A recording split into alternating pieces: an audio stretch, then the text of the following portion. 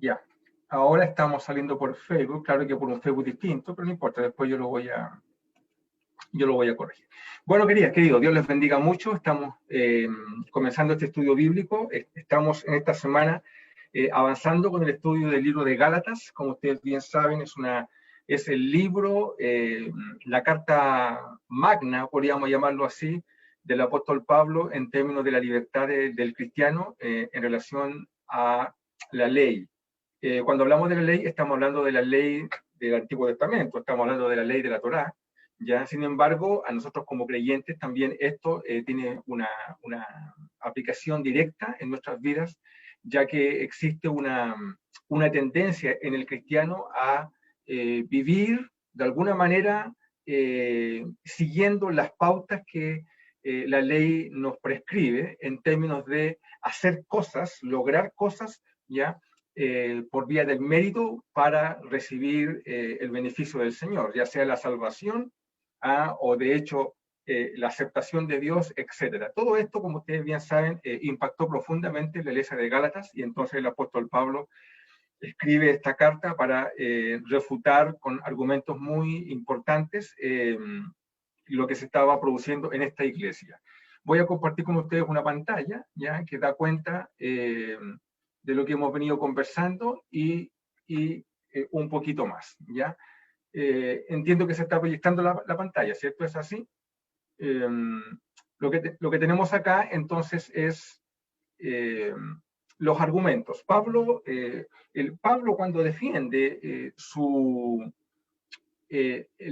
para defender la doctrina en el sentido, ¿cierto?, de que la salvación es por fe, es por gracia y no por obras, ¿ya? Lo que el Señor hace a través del apóstol Pablo es entregarnos básicamente tres argumentos, ¿ya?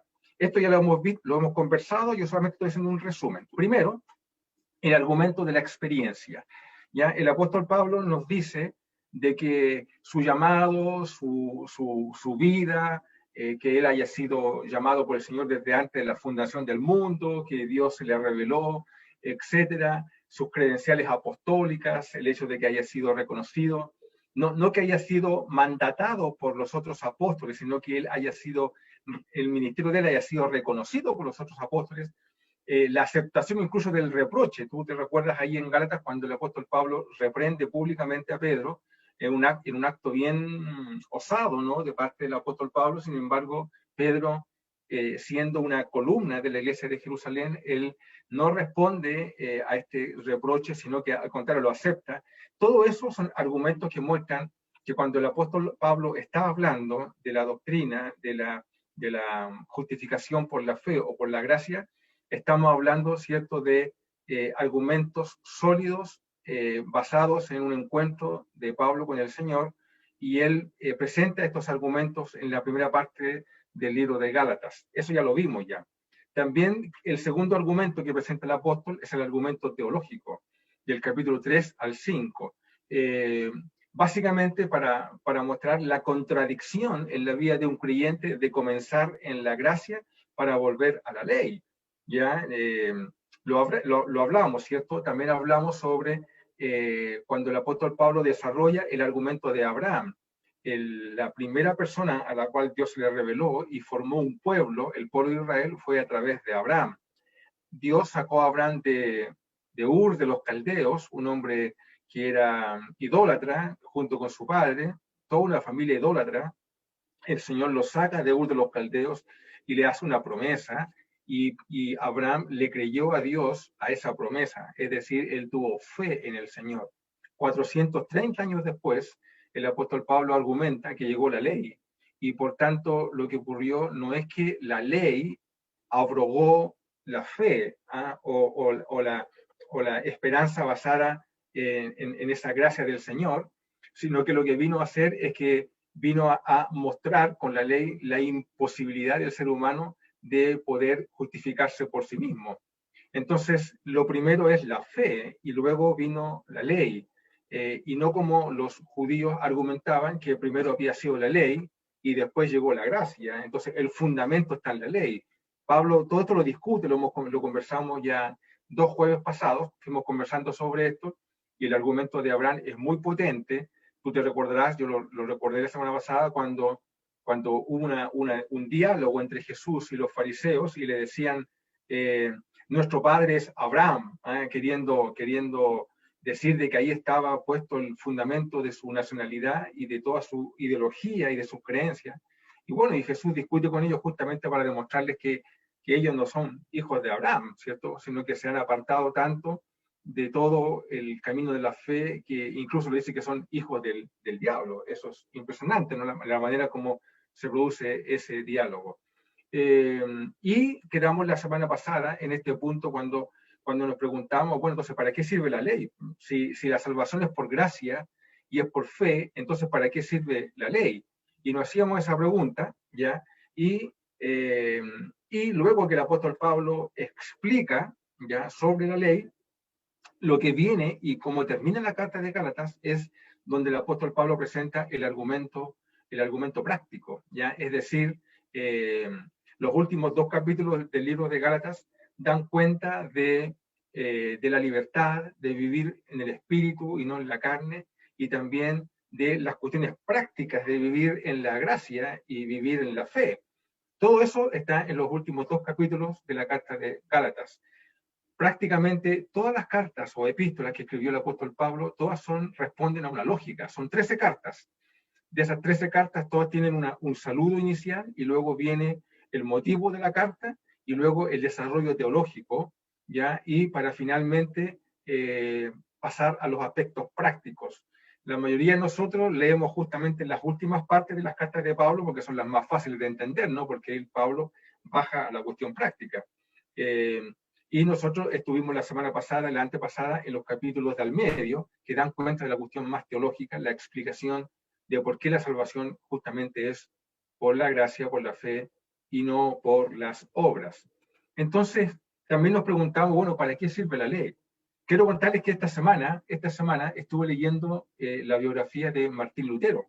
Posiblemente ustedes también saben de qué estoy hablando. Martín Lutero era un monje agustiniano católico, un hombre que vivió un tremendo tormento espiritual profundo porque él se sentía que nunca daba el ancho para con Dios, se pasaba confesando prácticamente todo el tiempo, tenía aburrido a sus confesores porque se confesaba de todo. Incluso cuando salía del confesionario, la historia dice, él mismo nos dice que volvía nuevamente a confesar porque él quería liberar toda su alma a través de la confesión.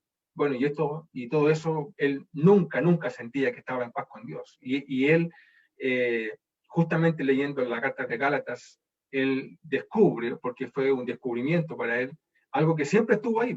¿Y qué cosa? Que la salvación es por gracia. Algo que para ti y para mí nos parece tan obvio, ¿no? Porque llevamos más de 500 años de reforma y la reforma descansa justamente sobre el pilar de que la salvación es por la gracia. Por eso que la mayoría de las iglesias evangélicas sostienen esta doctrina común. La mayoría de las iglesias tienen la doctrina común de que la salvación es por gracia. Hay, por supuesto, iglesias que no creen así, pero la mayoría de las iglesias evangélicas y protestantes tenemos esta doctrina, que la salvación es por la gracia. Entonces, Pablo, también decíamos la semana pasada, bueno, entonces, ¿para qué sirve la ley? Y la gran pregunta era, bueno, si la ley no anula el pacto, porque decíamos que no lo anulaba, entonces, ¿para qué sirve la ley? ¿Para qué está ahí? Bueno, y dijimos que la ley era imposible que pudiera impartir vida, no podía regenerar el alma humana, no puede traer el Espíritu Santo, no puede justificar al pecador, no puede prevenir el pecado, de hecho, al contrario, lo promueve. Entonces decíamos que la fe fue dada para descubrir el pecado, para mostrarnos las consecuencias terribles del pecado, ¿ya? Y justamente para llevarnos al pecado, para mostrarnos, ¿ya?, cuán caída está nuestra humanidad, que es imposible que por la vía de su propio mérito pueda alcanzar salvación. El ser humano puede ser un hombre estudioso, un hombre, como mucha gente dice, ¿no? Dice, pastor, yo soy bueno de corazón, yo no le hago mal a nadie.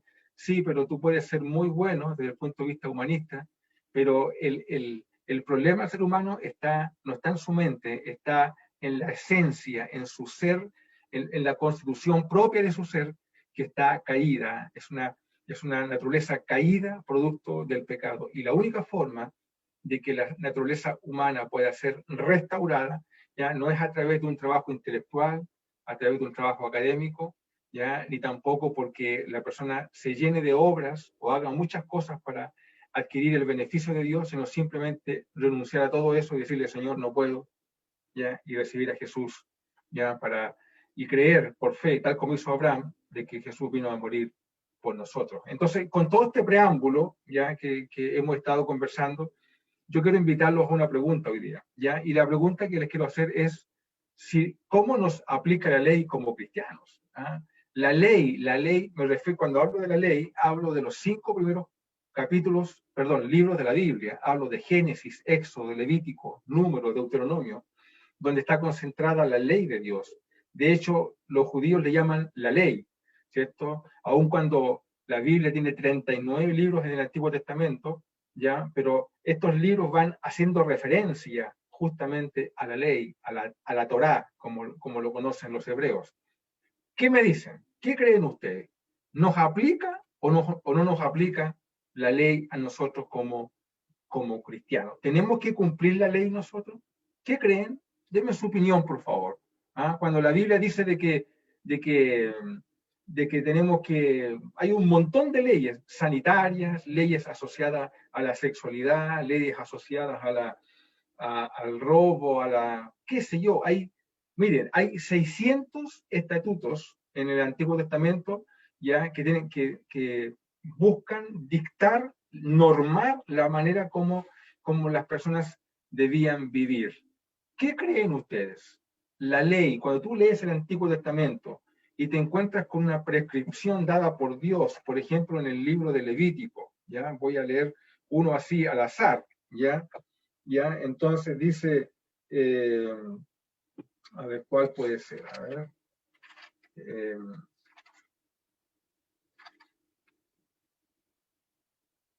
Dice, si cualquier varón de la casa de Israel o de los extranjeros que moran entre ellos comiere alguna sangre, yo pondré mi rostro contra la persona que comiere sangre y la cortaré de entre su pueblo. Lo acabo de leer así completamente al azar, ¿ya?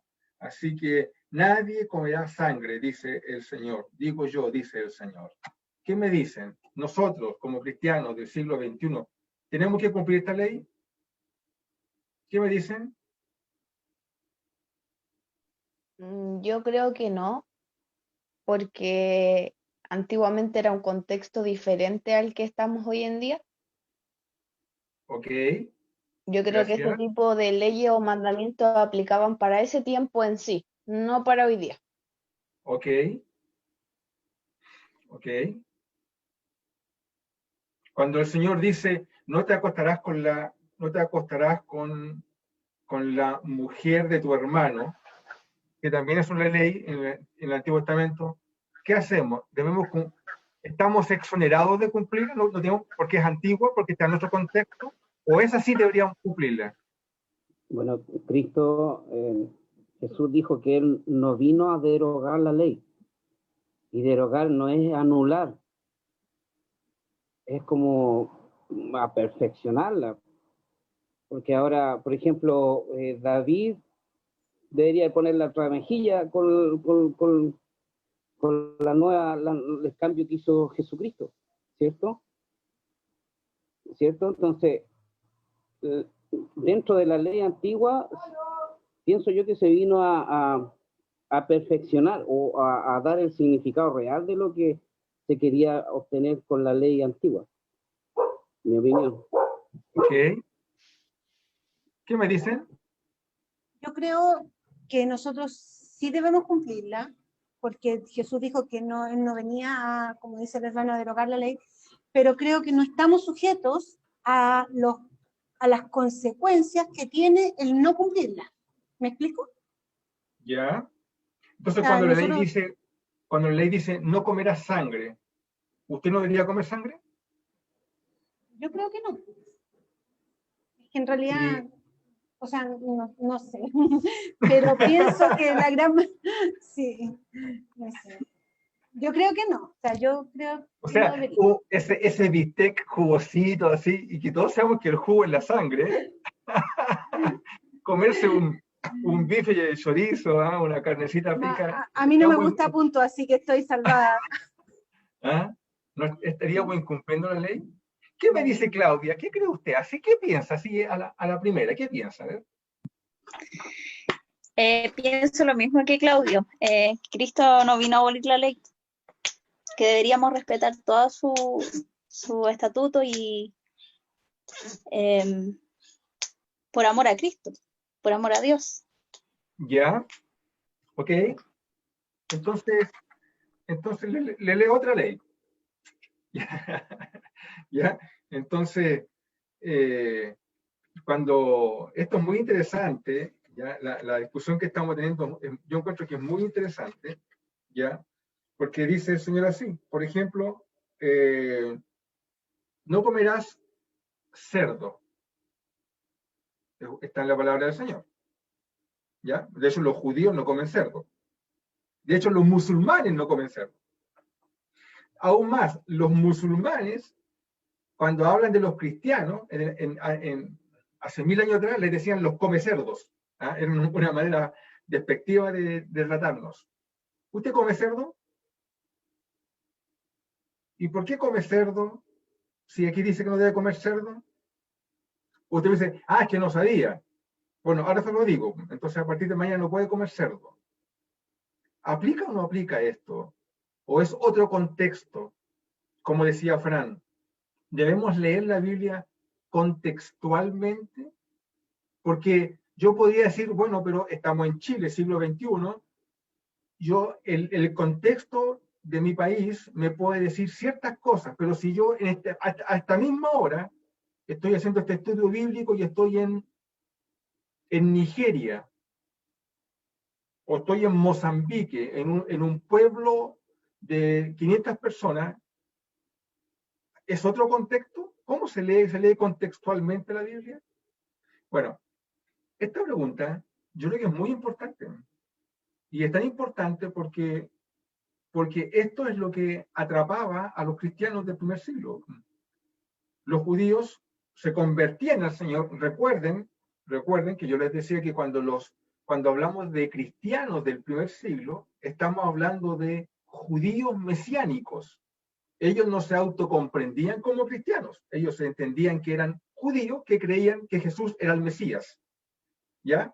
Luego, en Antioquía, se les llamó cristianos por primera vez. ¿Te recuerdas eso?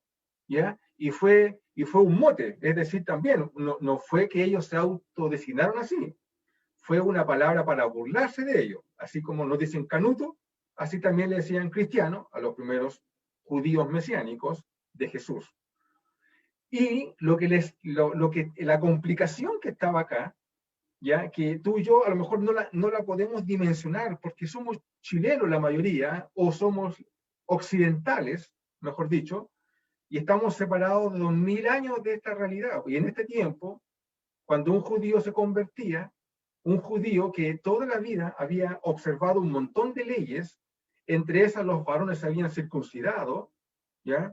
Y entonces, ahora reciben al Señor y el apóstol Pablo les dice que eso en nada aprovecha. Y por tanto, que la ley en nada aprovecha para un cristiano. Entonces, esto provoca una tensión en el corazón de los judíos y dicen, no. Entonces, en el sentido de que, no, vamos a ser cristianos, creemos en Jesús, pero vamos a seguir guardando todas las ordenanzas que traemos desde antes. Entonces, tú y yo que estamos aquí ahora, tenemos que guardar las ordenanzas también del Antiguo Testamento, es decir, deberíamos sacrificar animales todos los días para el culto, porque eso dice la Biblia. Dice que tenemos que sacrificar un animal en la mañana, en la tarde. Si vamos a presentar a nuestros hijos, como lo hacemos en los templos, llevamos a nuestros hijos para presentarlos, deberíamos llevar ofrenda. O sea, hermano, yo feliz porque usted tendría que echarme ofrenda a mí, que soy el sacerdote. Yo feliz por eso, ¿ya? Pero ¿tendrían que echarme ofrendas? De hecho, cuando los padres de Jesús eran muy pobres, y la Biblia prescribía que para el caso de las familias muy pobres y no podían llevar un becerro al sacerdote, tenían que llevarle lo mínimo que prescribía la ley, que era un par de palominos, unas palomitas. Y eso fue lo que llevó María y José. ustedes tienen que traer ofrendas al altar, porque está en la ley. Entonces uno dice, no, es que algunas sí, algunas no. ¿Cuáles? ¿Ya? Para no hincharlos más, obviamente, porque no quiero eso, lo que quiero es que dialoguemos junto con esto, y yo les voy a presentar entonces, en este estudio, quiero responder a esta pregunta, que a mí me parece de verdad una súper buena pregunta. De hecho, yo nunca he hecho este estudio bíblico en la iglesia, un estudio bíblico así. ¿Ya? Lo he predicado cientos de veces, pero nunca lo he enseñado como tal. Bueno, quiero decirles que lo que vamos a ver, ya, lo que voy a desarrollar está en un libro, ya, que está aquí abajito, ya, es de Gordon Fee, de Douglas Stuart, se llama Una lectura eficaz de la Biblia, ya, y lo tengo en mi poder, usted lo puede comprar, es un libro que nos dice cómo leer la Biblia eficazmente, ya, para no equivocarnos. No solamente nos enseña a leer la Biblia desde el punto de vista del Antiguo Testamento, sino que este libro nos ayuda también para cómo leer las parábolas, cómo leer los profetas, cómo leer los salmos, cómo entender, por ejemplo, el Apocalipsis. Ya es un libro, yo diría que de costo bastante bajo, que es muy posible acceder a él. Bueno, de ahí estoy tomándome para desarrollar estos puntos. Primer punto. La ley del Antiguo Testamento, AT significa Antiguo Testamento acá. La ley del Antiguo Testamento es un pacto entre Dios e Israel. Tome nota, ¿ya? El pacto está en Sinaí. Cuando Israel sale de Egipto, ¿cierto? Se encuentran en Sinaí y Dios hace un pacto con Israel. Es un pacto entre Dios e Israel, con el pueblo de Israel. Como tal, contiene obligaciones y estipulaciones, normas, es un pacto. Y cuando hablamos de un pacto, estamos hablando de un acuerdo entre comillas, ¿no? Porque aquí lo único que correspondía para este pueblo era ser exterminado. ¿Te recuerdas ese texto de Isaías que está en Lamentaciones?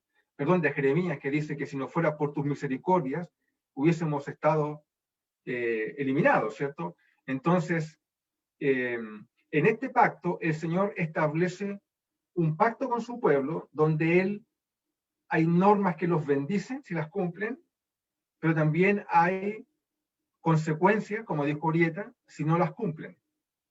Y este pacto es un pacto que busca lealtad.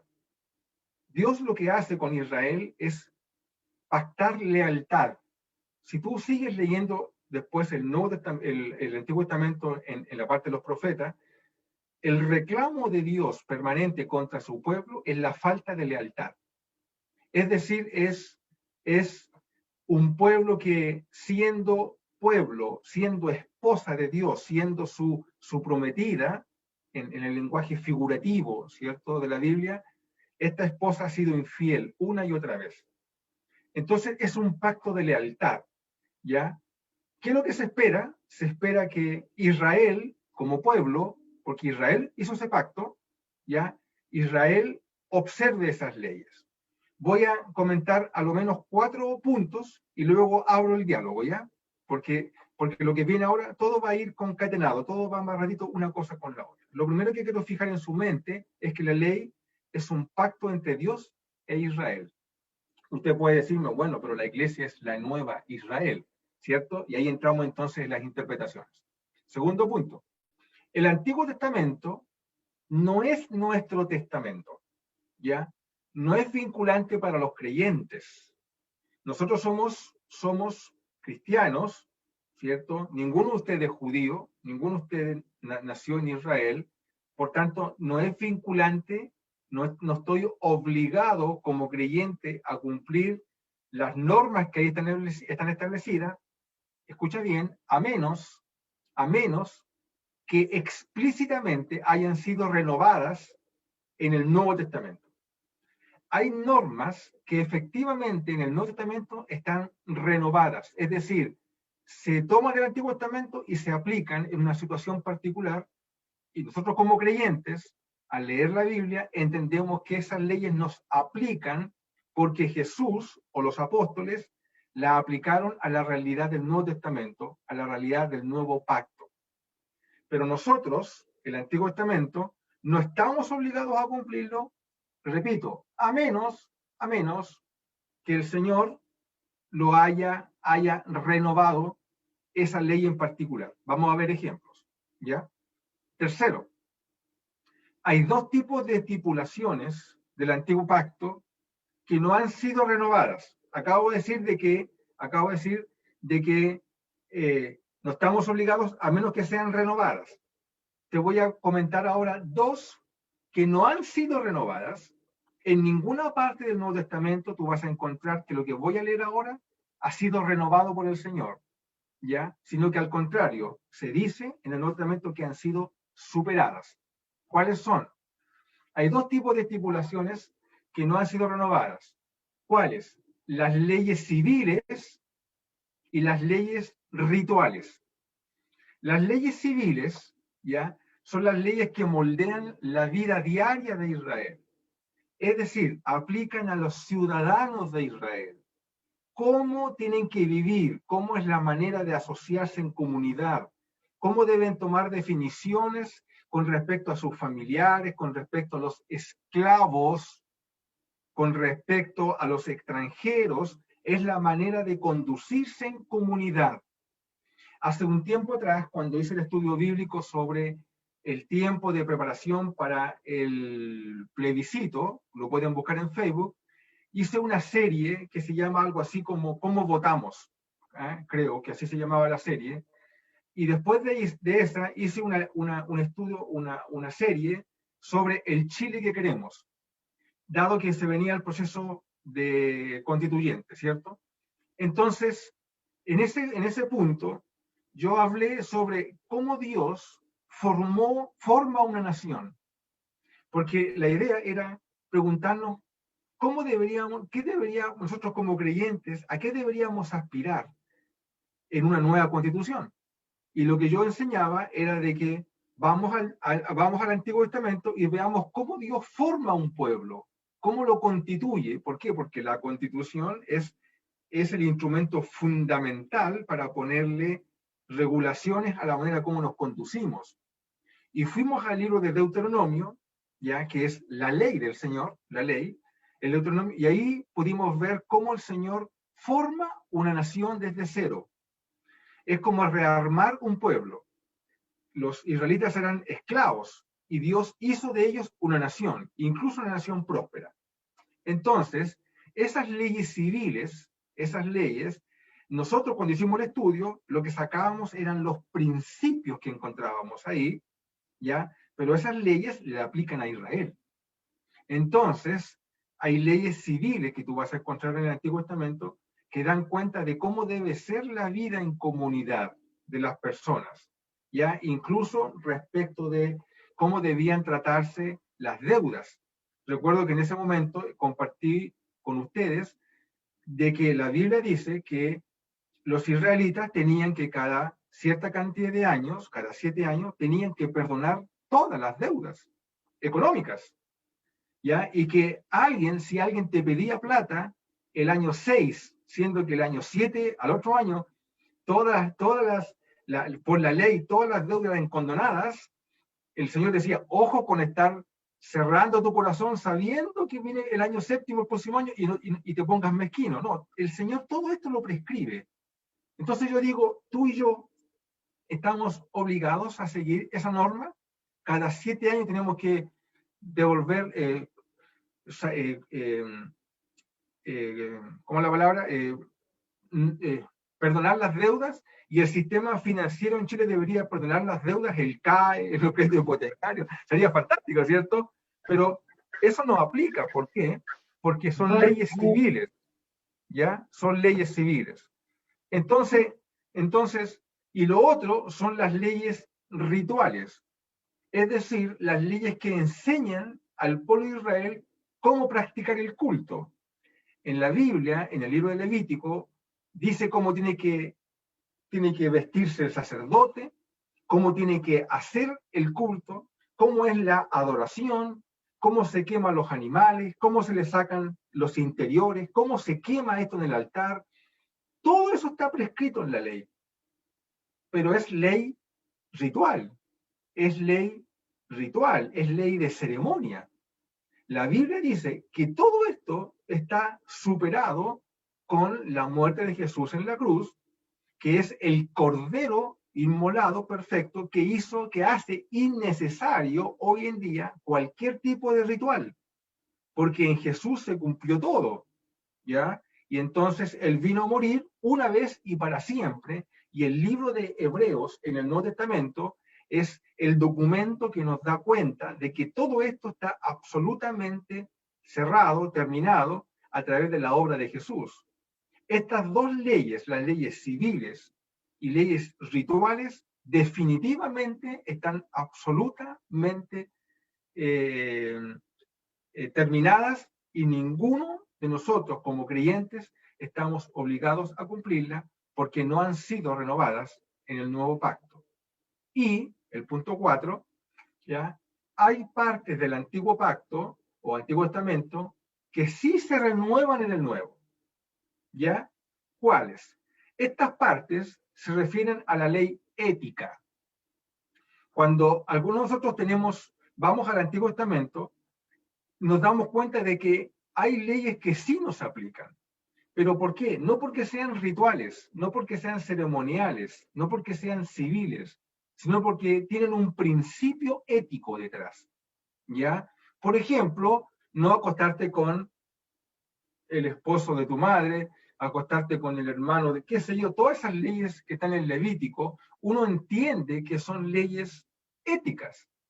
Uno dice, bueno, pero ¿me aplican o no me aplican? Porque hay tantas ahí. Bueno, su aplicación, dice acá, debe derivar del soporte que viene de los dos principales mandamientos. Porque a Jesús le preguntaron, ¿cuál es el principal mandamiento? De los 600 mandamientos que hay en el Antiguo Testamento, ¿cuál es el principal? Y Jesús dijo, amarás a Dios. Ese es el principal mandamiento. Y el segundo es semejante, amarás a tu prójimo. Por tanto, estas leyes éticas deben redefinirse, deben reinterpretarse, deben en términos de ¿qué? Del amor a Dios, del amor al prójimo. Y no deben entenderse como simples prohibiciones. ¿Ok? Sino que, porque si yo la entiendo como simples prohibiciones, entonces yo estaría no haciéndolas, me estaría prohibiendo a mí mismo de hacer algo porque está escrito en la ley. Pero no es lo que persigue el Señor cuando vino. Lo que el Señor persigue es que no porque esté escrito en la ley, sino que, por ejemplo, si la Biblia dice, ¿cierto?, que yo debo tratar bien a mi esposa, por ejemplo, ya amarla, yo no lo voy a hacer porque quiero hacer que ella me cocine, o que ella sea dadivosa conmigo. No ese es el interés mezquino. Lo que está detrás de esto es que yo lo hago porque lo hago por amor. Es decir, es la ley del amor. ¿Ya? Ok, quiero dejar aquí un poquito antes de seguir porque me faltan dos más.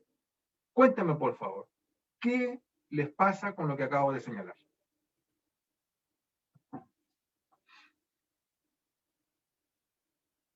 ¿Preguntas? Así que fue como un tsunami de información, ¿eh? Sí, un tsunami. ¿Ya? Lo que espero hasta el momento que esté pasando algo en ti, ¿ya? Y es que la próxima vez que tú abras tu Biblia y leas las leyes, ¿ya? Tú vas a tener que hacer un ejercicio, ¿ya? Un ejercicio. Porque te vas a encontrar con leyes ceremoniales y tú dirás, estas leyes no me aplican. Te vas a encontrar con leyes civiles y tú dirás, estas leyes no me aplican. Pero te encontrarás con otras leyes y tú dirás, esta ley, ¿qué es lo que es? Es una ley ética. Y si es ética o moral, ¿ya? De buena moralidad, entonces tú tendrás que hacerte una pregunta. Y la pregunta es, ¿esta ley tiene aplicación para mí hoy día? Y yo te voy a decir que sí, la hay, y mucha. Pero no tenemos que olvidar que la ley es un pacto entre Dios e Israel. Pero no porque sea entre Dios e Israel, yo como cristiano lo miro de lejos No, porque justamente me permite ver eso, cómo opera el amor de Dios. Y puedo entender de mejor manera que la ley, en definitiva, como decía Pablo en Gálatas, es un ayo, es un conductor, la ley es el medio que Dios usó para demostrarme que con toda la ética que yo tenga, que con toda la capacidad moral que pueda ponerle a una definición, yo siempre, siempre voy a fallar. Siempre, porque la ley me muestra que el pecado es grande y la ley me dice que yo estoy imposibilitado de cumplirla. Por eso Jesús dijo, yo no he venido a abrogar la ley, como decía Claudio, yo he venido a cumplirla. Jesús dijo, yo he venido a cumplirla. ¿Por qué? Porque no hay ningún ser humano en el mundo que la pueda cumplir, excepto uno. Por eso que Jesús, cuando vino al mundo, tenía que ser humano. Jesús no era un superhéroe, Jesús era humano. Y como humano la cumplió. Él cumplió la ley. Y porque la cumplió y satisfizo todas las demandas de la ley, entonces yo puedo ahora poner mi confianza en Él y decirle, Señor, confío en ti. Y esa confianza en Él, la Biblia dice que me es imputada como fe. Es decir, me es imputado como justicia. Soy justificado en Dios por causa de poner mi fe en aquel que sí la cumplió. No estoy poniendo mi fe en Pablo, ni en Pedro, ni en el Papa, porque todos ellos, ninguno de ellos cumple la ley 100%. Ninguno, porque es imposible. Mi fe está puesta en quien sí puede cumplirla, que es Jesús. ¿Ok? ¿Cómo estamos, hermanos, queridos? Bien. ¿Qué le pasa, Armando? Cuéntenme. No, estaba pensando en la última parte donde Jesús deja establecido cosas cuando dice, a ustedes les dijeron tal cosa, mas yo os digo, en lo yo os digo, o sea, Jesús va aclarando el verdadero sentido. Efectivamente, qué bueno que dice eso Armando, porque me permite justamente argumentar estos puntos que estoy diciendo. Gracias, Armando. Jesús lo que está haciendo en el Sermón del Monte, voy a leer el capítulo 5 de Mateo, versículo 21. Lo que vamos a leer acá, que lo que es cómo Jesús aplica el Antiguo Testamento, aplica esas normas al Nuevo. Está haciendo lo que yo dije delante, ¿no? Está mostrando cuál es el espíritu que hay detrás de la norma, ¿ya? Ustedes entenderán, y nos pasa hoy día, ¿no? Que hasta hace unos años atrás, no sé si todavía eso es cierto o no, ¿eh? Algunos que han sido católicos acá lo pueden decir, no lo sé yo, pero yo recuerdo cuando niño, incluso y hasta después más grande, cuando la televisión daba estas noticias, porque hoy día sería irrelevante, pero yo cuando era chico, nosotros celebrábamos en la Semana Santa con mucha devoción. ¿Cierto, Armando? Sí. Uno, Claudia a lo mejor y Fran son ciegas a esta realidad, no por ignorancia, sino simplemente porque son de otro contexto. ¿Ya? Pero cuando yo era pequeño, el día viernes, la radio y la televisión solamente transmitían cosas cristianas.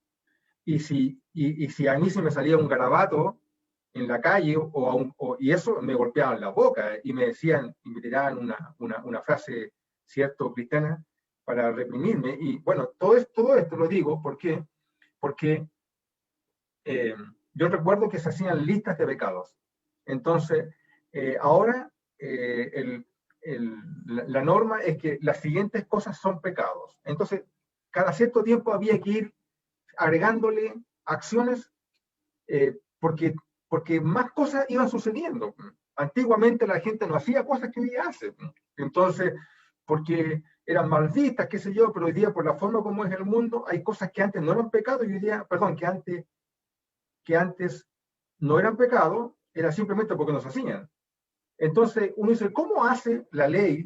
Me refiero la palabra del Señor, ¿cómo hace para encerrar todos los pecados? Porque quizá en 10 años más, o en 20 años más, si el Señor no ha venido antes, capaz que estemos haciendo otras cosas que tenemos que preguntarnos si son pecados o no. Por ejemplo, déjame decir una tontera. ¿Qué pasa si en 20 años más nos podemos teletransportar? ¿Ya? Entonces, yo digo, voy a teletransportarme y voy a irme al culto, a la iglesia. Entonces, hermano, se acabó el culto y todos los hermanos, no sé, apretan un botoncito y se le teletransportan. Digo, hermano, ese es un pecado. Obviamente, uno dice, ¿cómo estas cosas uno las puede pensar? ¿Por qué? Porque la ley tiene un espíritu. Hay algo que la fundamenta detrás. Y no tiene por qué estar necesariamente escrita. ¿Ok? Por eso, Jesús dice en Mateo 5, verso 21, dice, oísteis que fue dicho, ya, a los antiguos, no matarás. Ya, esto está en los 10 mandamientos, ¿cierto? Y cualquiera que matase será culpable de juicio, dice Jesús. Pero yo os digo, y aquí Jesús está haciendo ¿qué cosa? Lo que yo acabo de decir. Está haciendo una reinterpretación, está aplicando algo de una norma que está escrita en el Antiguo Testamento y dice así, pero yo os digo que cualquiera que se enoje contra su hermano será culpable de juicio. O sea, si antes yo podía decir, oye, yo no lo maté, así que no soy culpable de juicio. Pero Jesús dice, si tú te enojas con tu hermano, eres culpable de juicio. ¿Qué es peor? ¿Qué es peor? ¿Qué es más restrictivo? Jesús dice, y cualquiera que diga necio a su hermano será culpable ante el concilio. Y cualquiera que le diga fatuo quedará expuesto al infierno de fuego. Oye, la moral de Jesús es bastante más estricta. ¿Ya? Luego dice, versículo 27, oísteis que fue dicho, no cometerás adulterio. Pero yo digo que cualquiera que mira a una mujer para codiciarla, ya adulteró con ella en su corazón. Por eso que cuando la mujer fue llevada a los pies de Jesús, ¿te acuerdas? La mujer adúltera, ¿ya? Dice, los acusadores dicen, la hemos pillado en el acto mismo del adulterio y por tanto la ley, ¿qué es lo que dice? ¿Qué hay que hacer? La ley dice que hay que apedrearla. Entonces, ¿tenemos que cumplir esa ley nosotros? ¿Tenemos que apedrearnos? Entonces Jesús dice, yo os digo que cualquiera que mira a una mujer o a un hombre para codiciarlo, estamos hablando de sexualmente, ya adulteró, no en el acto, sino que aquí, en el corazón.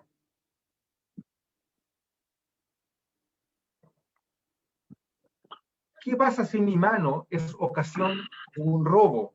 Dice Jesús, más le convendría cortársela. En algunos países, la pena al robo es cortar la mano.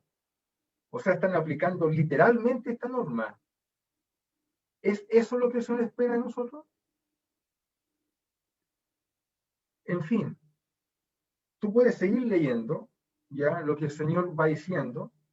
Oíste que fue dicho ojo por ojo, diente por diente. El que me la hace, me la paga. En otras palabras, ¿no? En fin, el Señor va aplicando y va mostrando que hay principios detrás. Y por tanto, esos principios están gobernados por algo. ¿Qué es lo que lo gobierna? ¿Cómo tenemos que pensarlo nosotros? A través de 2 grandes mandamientos que le ponen contexto a todo. Amarás a tu Dios con todo tu corazón, con tu fuerza, con toda tu voluntad, con toda tu alma, y a tu prójimo como a ti mismo. Yo no necesito una ley escrita, no la necesito, porque Jesús dice que Él la puso en nuestros corazones. Esto está en el Antiguo Testamento, dice, y vendrán días, esta es una canción, ¿eh? Yo la cantaba cuando chico, Dice que en el antiguo pacto la ley está escrita, pero el Señor lo que va a hacer en el nuevo pacto es que va a escribir la ley en nuestros corazones. Y cambiaré vuestro corazón por un corazón de carne. Está en Ezequiel capítulo 36, si no me equivoco.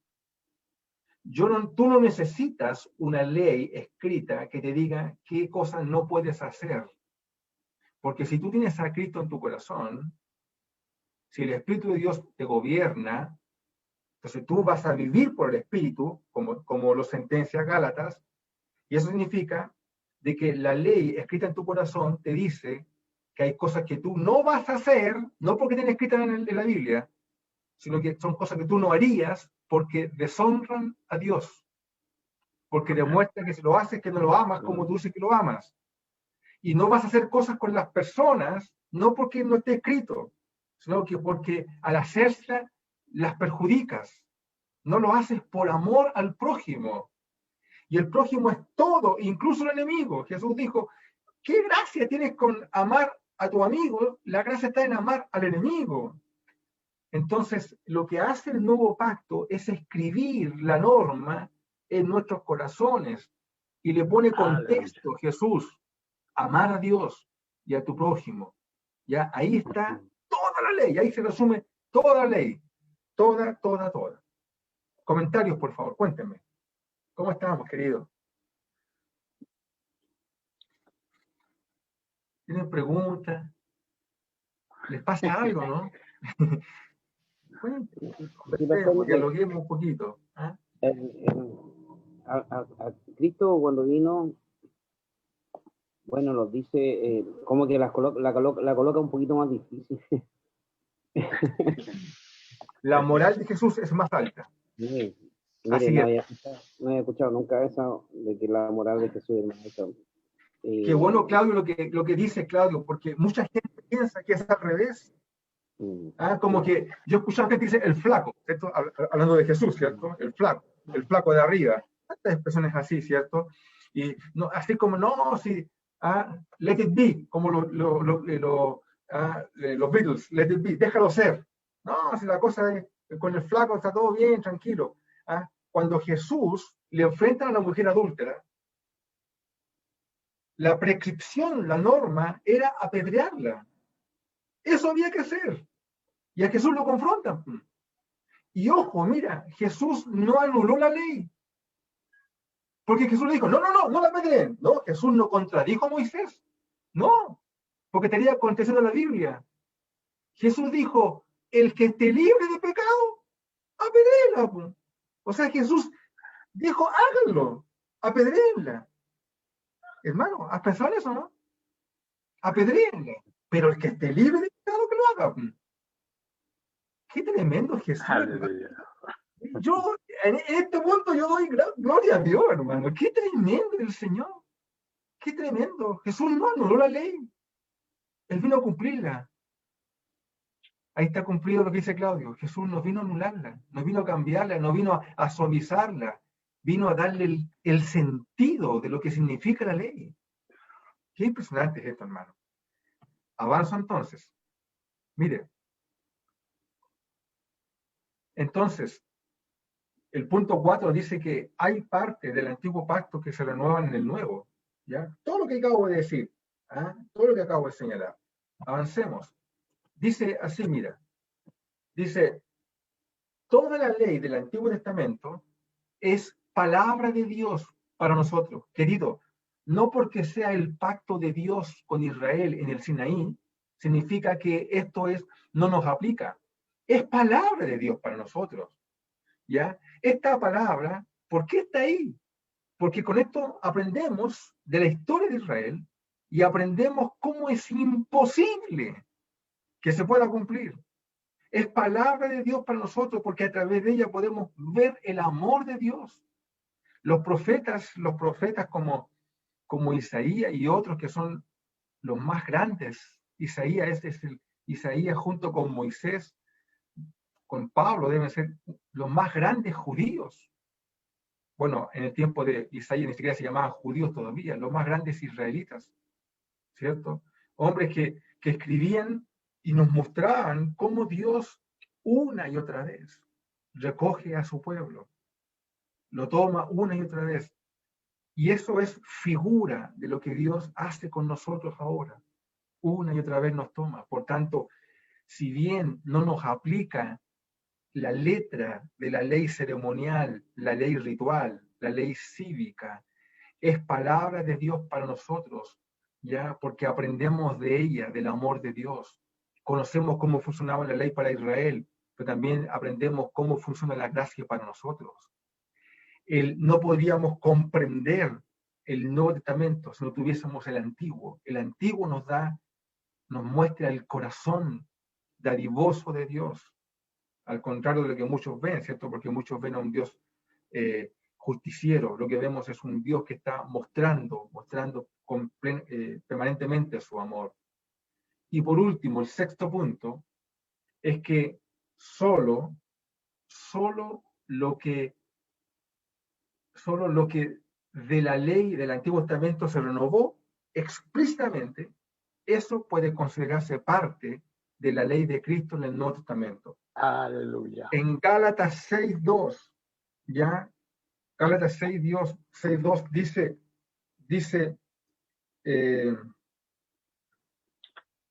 perdón, no es 6:2, ¿dónde está la ley de Cristo?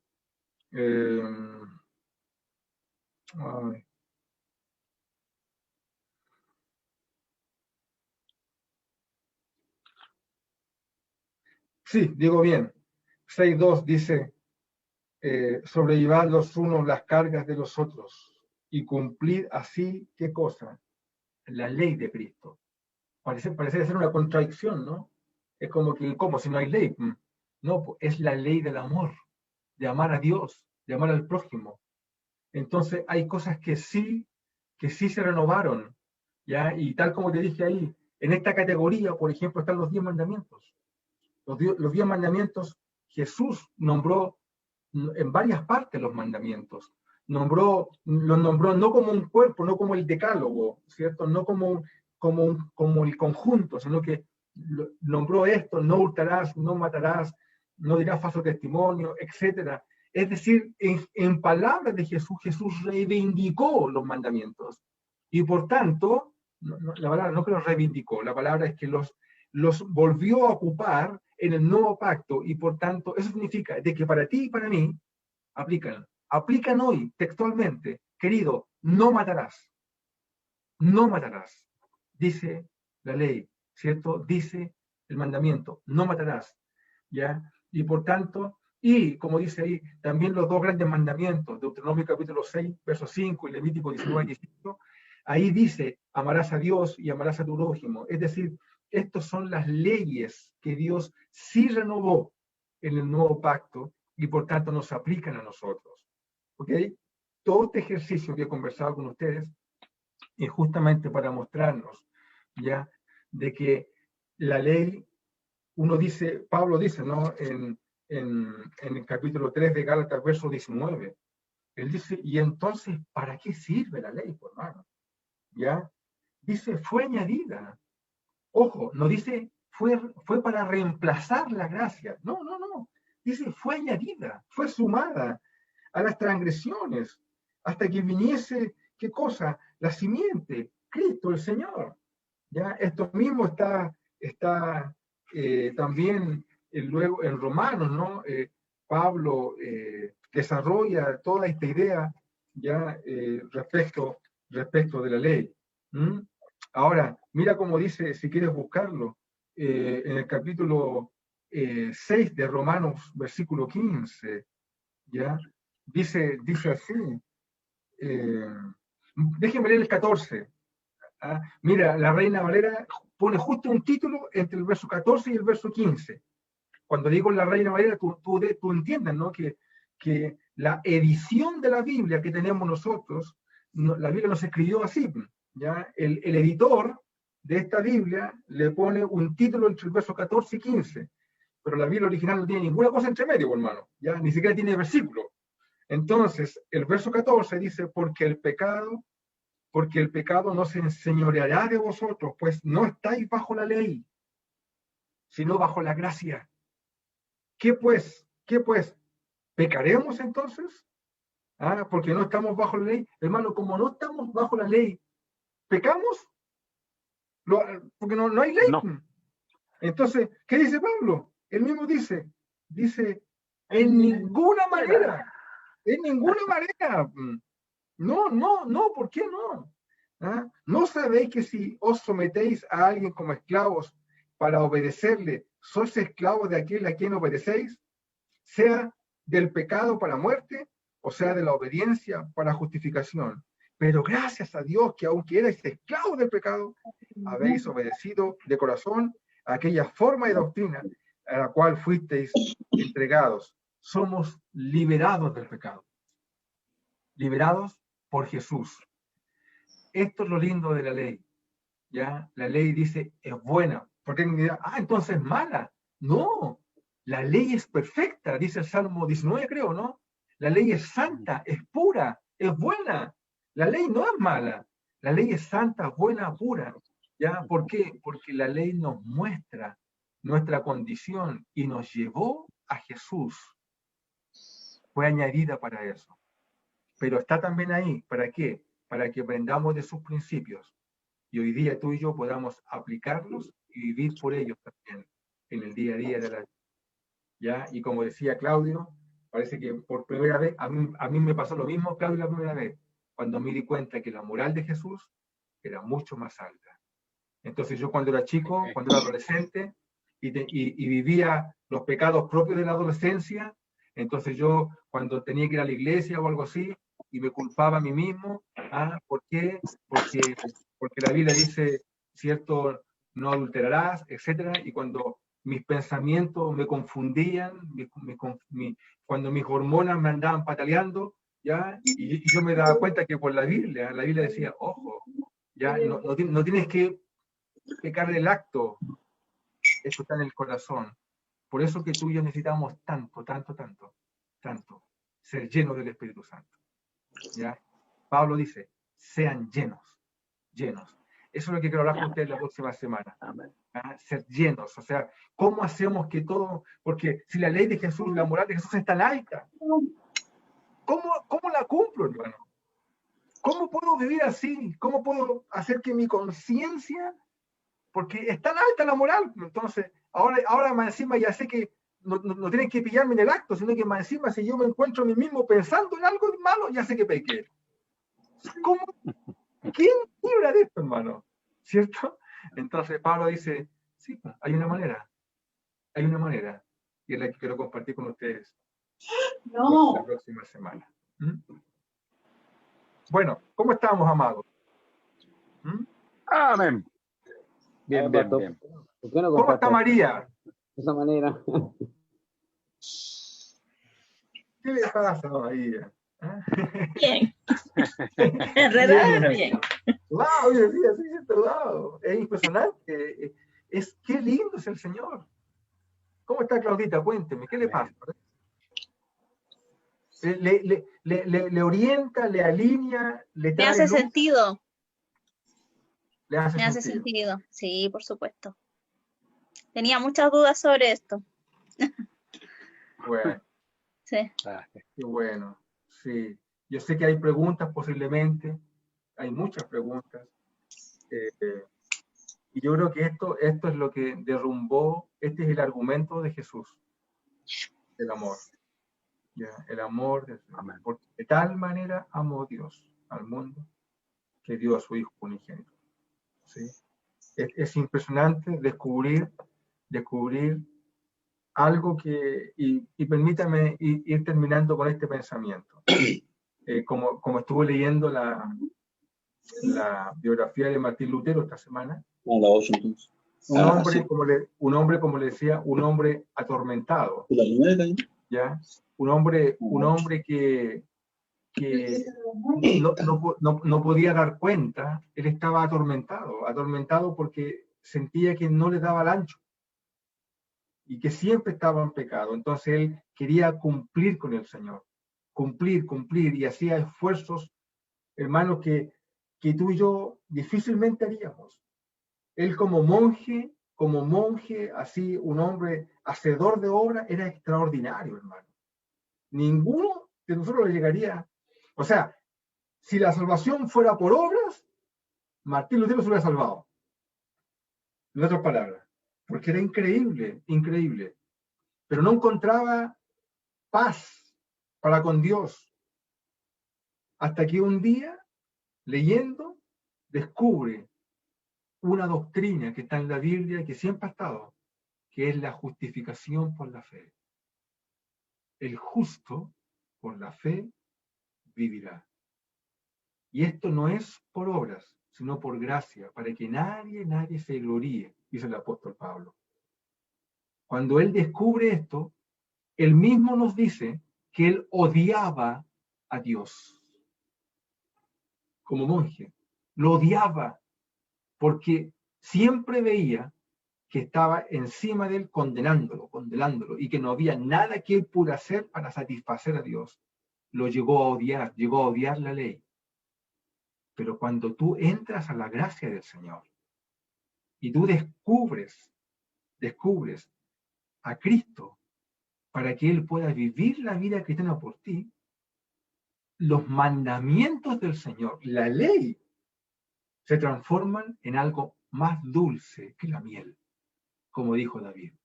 Tus mandamientos son más dulces que la miel. ¿Cómo puede ser más dulce que la miel un mandamiento que me prohíbe cosas? Cuando a mí me dicen, no, ser cristiano, me preguntan, ¿y tú eres cristiano? Sí, ¿y tú puedes tomar vino? Primera pregunta que me hacen. ¿Y tú puedes hacer esto otro? ¿Y por qué me hacen preguntas así? Sí, porque para todo el mundo ser cristiano significa prohibiciones. No puedo hacer esto, no puedo hacer esto otro, no puedo ser feliz. Eso me dicen. Yo le digo, cuando tú descubres a Cristo, todos esos se prohíben, se transforman en un gozo para ti. ¿Sabes por qué? Porque yo no necesito hoy día, lo digo delante del Señor, no necesito que me estén recordando todo el tiempo así, ¿ah? Predicándome todo el tiempo. Oye, séle fiel a tu esposa, ¿ah? La Biblia dice, no adulterarás. Ojo, sé fiel a tu esposa. Yo no tengo que andar pegándome papelitos en la casa que digan, sé fiel, ¿ah? Y diciendo ahí, y si no lo haces, esto te va a ocurrir. No necesito eso. ¿Sabes por qué? Porque como yo amo a Dios, yo amo tanto a Dios, igual que tú, yo soy fiel, no solamente porque amo a mi esposa, soy fiel porque no quiero deshonrar a Dios. Porque si yo fuese infiel, yo deshonraría a Dios. Y deshonraría el principal mandamiento. ¿Por qué no mato? ¿Por qué no robo? ¿Por qué no hurto? Porque amo a Dios. No necesito tenerlo escrito. Y se transforma en un deleite. Porque cuando tú amas a Dios, la ley no es nada. La cumples sin ningún problema. Porque lo amas.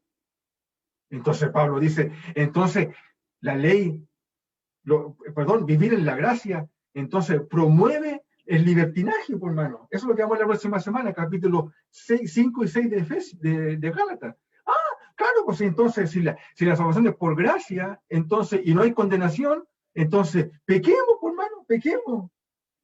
Entonces la gracia propicia el pecado. ¿Propicia el pecado? Si tú tienes acción en tu corazón, ¿lo propicia? Tú amas a Dios. ¿Y porque amas a Dios? Tú cumples la ley. Jesús dijo así, el que me ama, obedece mis palabras. Simple. Así se resume la ley. ¿Mm? Bueno, queridos, yo sé que podemos estar 2 horas en esto o más. Solamente espero que les haya pasado algo en su corazón. ¿Ya? Que hoy día, después de esta clase, amen más la palabra de Dios. Y sea un deleite para ustedes obedecerle. Y ayudémonos unos a otros. Ayudémonos. Porque siempre estamos siendo tentados, estamos siendo afectados. Pero la comunión, el estar juntitos, nos ayuda. Así que Dios les bendiga mucho. Y eso. ¿Ah? ¿Oramos al Señor, les parece? Sí. Oremos al Señor. Oremos. ¿Ah? Oremos, Señor. Señor, muchas gracias por tu palabra. Amamos tu palabra, Señor. Gracias por tu palabra. Gracias por dejarnos tus leyes que nos muestran, nos revelan tu amor. Señor, tu ley nos revela tu amor. Y queremos hoy día quedarnos con eso. Yo te pido, Señor, que bendigas a mis hermanas y hermanos. Señor, impúlsalos a más cada día. Y te ruego, Señor, que en todo tiempo, Señor, podamos buscarte con mucha pasión y podamos, Señor, buscar siempre que tu Espíritu Santo nos llene para poder vivir en plenitud la vida cristiana. Gracias, Señor, por este tiempo. Oramos en el nombre de Jesús. Amén. Amén. Aleluya. Amén. Aleluya.